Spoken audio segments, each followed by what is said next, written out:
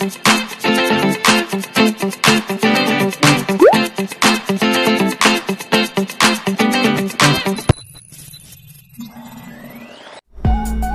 guys, welcome back to my YouTube channel. And for this video, samahan nyo ako na i-check natin yung electric room. At oras natin ngayon ay 8:11 ng gabi. So kailangan nating i-check yon para malaman natin kung may problema o ano yung lagay ng ating generator. Kasi kailangan natin i-check palagi yan. Hindi ko lang naipapakita lagi sa video kasi baka sabihin nyo yun na lang lagi ang aking ginagawa rito. So ngayon, papakita ko naman sa inyo ngayong gabi kung paano natin i-check yung mga electrical dito. So yan guys, samahan nyo ako para mag-check ng electrical room at saka ng ating generator at saka ng ating mga motor pump.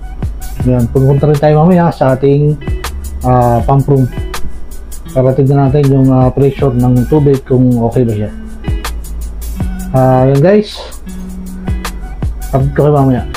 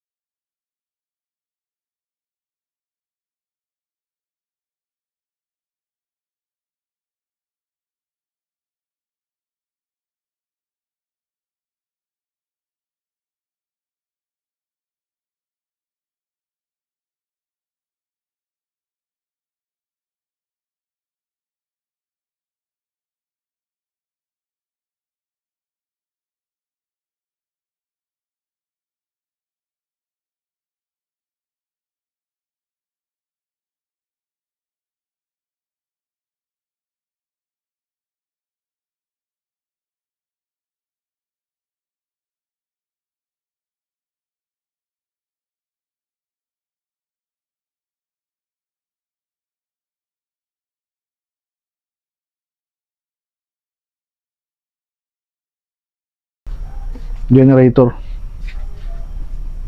So ngayon nagagawa ko ng report, tapos papasa ko doon sa manager namin para makabili ng transformer na 24 volts.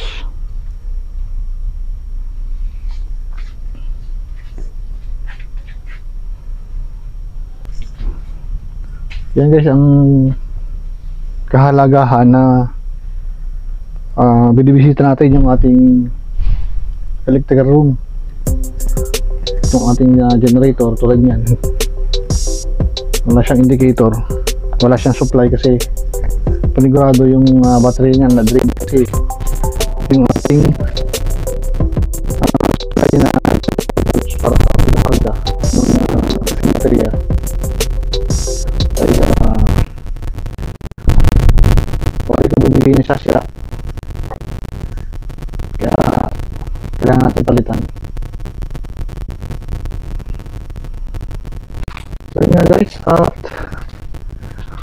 yung iba naman dito, itong ating may panel naman dito, okay naman siya.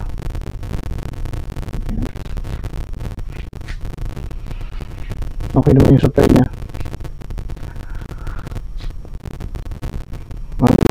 Lang natin dito, sana mag-grab natin kasi may hirapan tayong paandar nitong generator.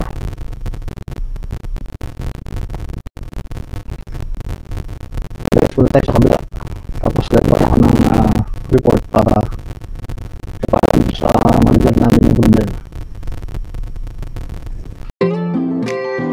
At yun nga guys, pero ito muna yung aking mic kasi nag-grounded dito sa malapit sa aking panel board.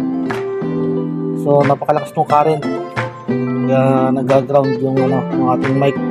So yan nga guys, walang supply yung ating panel dito sa generator. Wala kayong makikita indicator dyan o mga indicator light.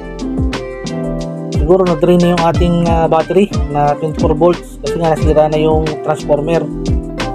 Yun kasi yung nagkakarga dito sa dalawang baterya, dalawang 24 volt. Kaya ngayon, tetest rin natin kung talagang na-drain siya.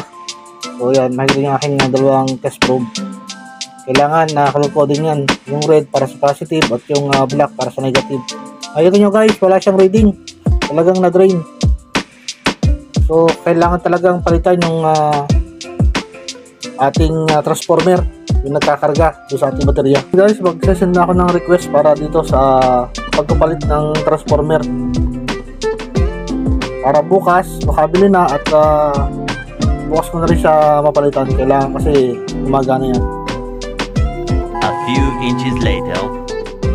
Hey guys, nandito tayo sa pump room.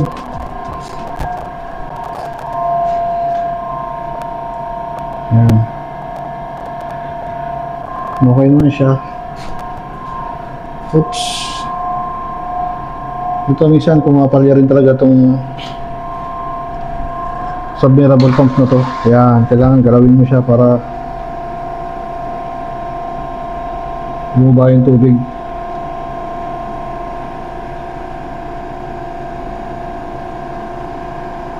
Ayan, so automatic na siya.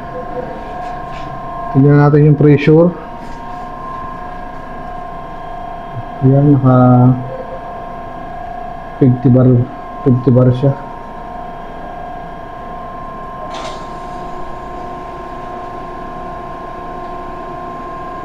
Ayan, 3.7.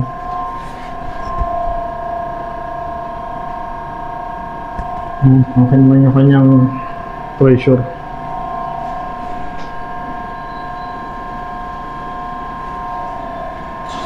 Hanapin yung ating motor.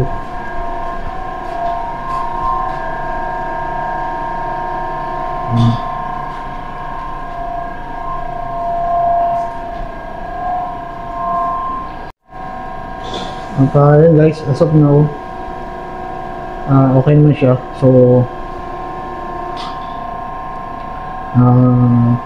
balik na tayo sa kwarto. Nga pala guys, meron pala tayo ditong problema. Hindi nagsasara yung kanyang gate valve, kaya pabalik-balik yung tubig. Nakikita nyo, ayan o. Babalik niya.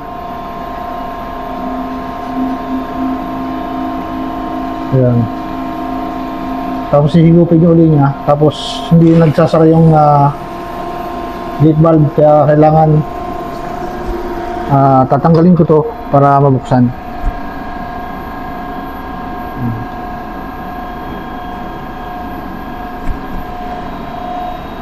And guys, kung wala ako ng gamit, babakasin natin ito. At yun guys, narito tayo sa kwarto. Kumuha lang ako ng gamit na pangtanggal dun sa gate valve. Ang hinala ko dun, barado na naman yun. Baka nasangatan ng basura o kung ano man yung itinapon dun sa ano na yun, submersible pump na yun. Kaya babalikan natin, tapos tignan natin kung ano yung pwede nating gawin o kung kaya natin repair. So guys, kung hindi natin magagawa o kayang gawin, so tatawag tayo ng ng talagang mas marunong sa ganung trabaho. Pero ngayon, tatry lang natin. Siyempre, bilang isang maintenance, try muna natin kung ano yung kailangan natin gawin. Hindi naman masyadong komplikado yun. So tatanggalin lang natin yung yung gate valve, tapos tignan natin kung ano yung nasa loob, kung ano yung bumara. Kasi yung gate valve, pag humigop yung motor, so mag-o-open yan. Kailangan hindi siya mag-stay pagka na-reach na niya yung tubig na kailangan niyang higupin. Pag bumaba na yung float switch niya, so titigil na yung motor. Ngayon, automatic siya magsasara. Ngayon, ang nangyari, hindi siya nagsasara, naka-open lang siya. Kaya yung tubig bumabalik, pabalik-balik lang siya, walang tigil yung motor, walang pahinga. At yan ang ating titignan ngayon kung ano yung kaya natin gawin. And guys, samahan niyo ako, balikan natin yung pump room.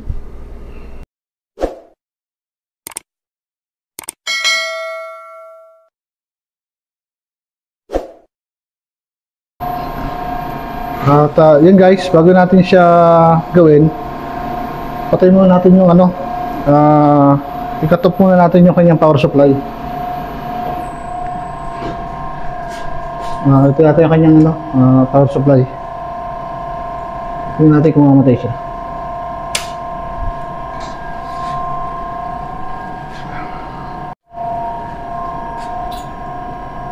At yan guys, tama yung ating napatay na circuit breaker. Yun yung kanyang circuit breaker, yung supply nitong ating motor pump, itong submersible pump. So ngayon, mabaklasin ko na ito, itong gate valve, at bubuksan natin kung ano yung problema niya. Yung guys, bubuksan natin.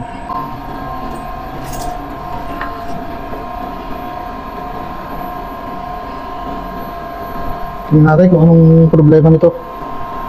Baka nasangatan siya ng bato o ano mga dumi sa loob.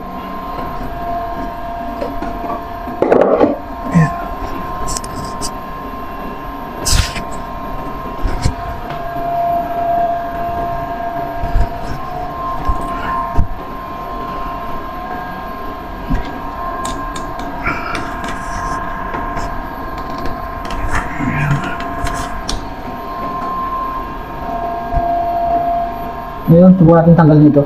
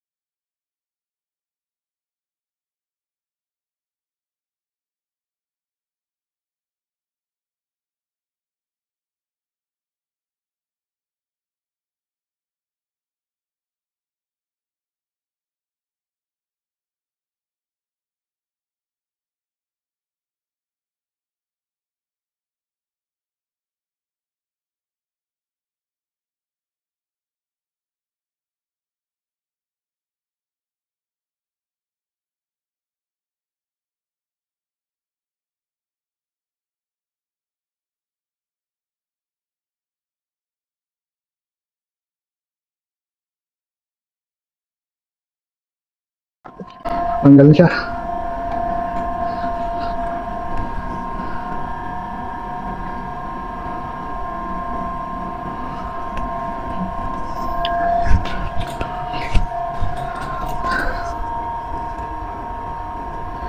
Yan guys, makikita nyo, medyo naka-ano siya,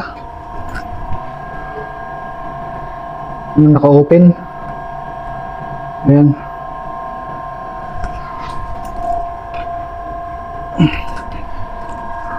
Yan, susundutin ko lang ito ng ano, ng kahit anong pandot dito. Ito.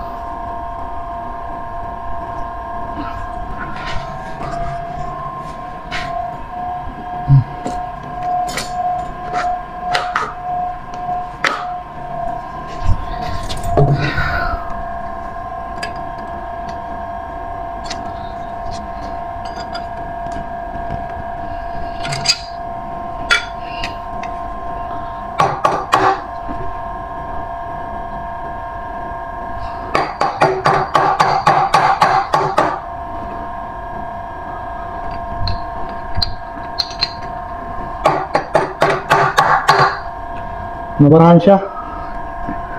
Meron yung ano, ito.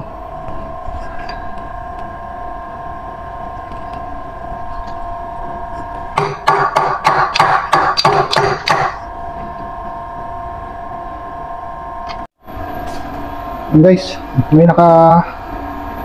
ayun oh. May buto. Buto ba yan o bato? So, sungkitin natin.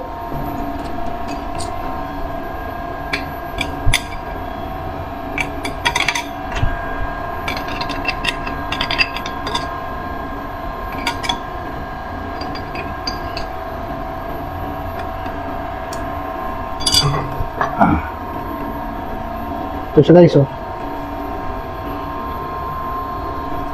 Ito. Sumangat siya sa dito sa gate valve. Ito. Yan, dapat itong gate valve yan. Lumalaro yung ganyan yan. Para pag higop niya ng tubig, magbubukas siya. Tapos, pagka nahigop niya yung tubig, yan, sasara siya. Kaya lang, nasangatan siya ng buto. Ngayon, balik na natin. I can't get out of bed, no drugs make me bad. I can't get out of bed, yeah, drugs are bad. I can't get out of bed, no drugs make me bad. I can't get out of bed, yeah, drugs are bad.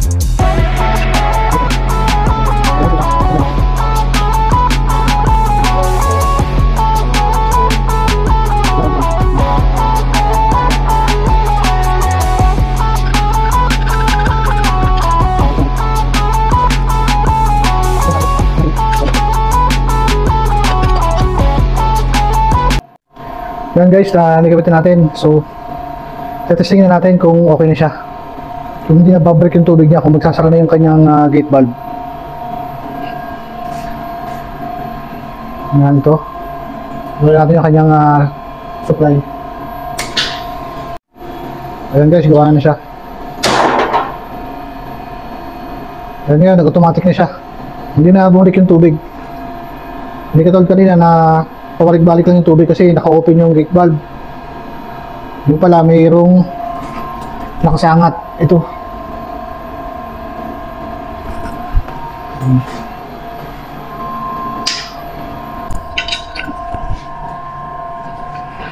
So yan guys, nagawa natin. Hindi naman masyadong mahirap yung yung ating nagawa ngayon. At least nasolve natin yung problema rito kasi pag hindi nahigop yan, naaapoy yung tubig dito. So mas malaking trabaho yun, kaya bilang isang maintenance kailangan nating mag-roving. Yan, kailangan natin ikutan yung mga ganitong area katulad ng pump room saka ng ating electrical room para makita natin kung okay ba yung ating motor o okay ba yung ating mga panel board. Kaya katulad ng nangyari dito sa pump room, hindi gumagana ng maayos yung submersible pump. So yun pala nakasangat doon sa gate valve, kaya binuksan natin. At doon sa generator natin, ayan, mag-request tayo ng panibagong transformer para doon sa supply ng baterya natin doon sa pan-charge. At yun guys, balik tayo sa kwarto. At yan nga guys, nasolve na naman natin yung isang problema doon sa pump room. So hindi na tayo tatawag ng tao sa labas para ipagawa yung ginawa natin kanina, kasi nakaya naman natin. Kumbaga konting problema lang. Ang i-report lang natin yung sa electrical room, yung transformer. Para mapalitan ko yung transformer, bibili na ako ng panibagong transformer para ipalit doon sa nasirang transformer para makargahan yung ating baterya. At yan guys, ipakita ko naman sa inyo kung paano yung trabaho ng isang maintenance dito sa abroad. So kailangan talaga papasyalan natin yung ating mga electrical room, yung ating pump room, o yung area na sakop ng trabaho natin. So ngayon guys, nandito na lang ang aking video. So see you sa next vlog. At kung mabot ka sa video na to, maraming salamat sa inyong panonood. At kung bago ka pa lang sa aking YouTube channel, please like, share, and subscribe. At huwag niyo kalimutan pindutin ng notification bell upang update ka sa mga video na katulad nito. And guys, this is Richard Mix TV, and see you to my next vlog. Peace out.